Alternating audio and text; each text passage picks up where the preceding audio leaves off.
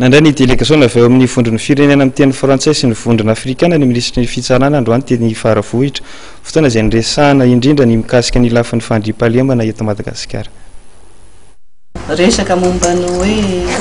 réforme secteur sécurité moa zany ny atondian'zareo teo lavalava tokoa satria raha tsika mahafantatra ny sécurité izay misy eto amintsika dia niezaka no hoe mba inona ny zavatra azo atao ahafana miatrika an'izany insécurité zany dia hoe inona ny fanavaozana tokony atao dia voaresaka teo moa hoe tsy mety raha mandeha rery ny ministère ny fitsarana amin'ity ady amin'ny tsy fandriam-pahalemana ity fa tokony nanolokevitra izay tato zany hoe isinina plan national de réforme ny secteur sécurité io mba hiarahan'ny ministère rehetra zany io satria nataontsika hoe manao ny asan'ny zandary polisy ny fitsarana raha mbola misy kosa nefany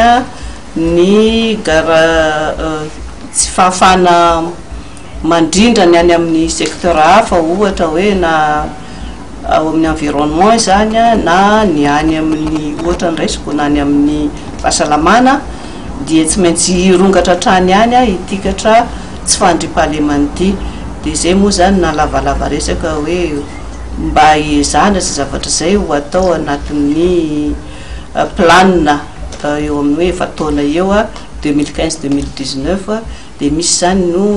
foiezaka lavitrezaka zay zavatra azo atao eo no eo dia efa azo raketiny.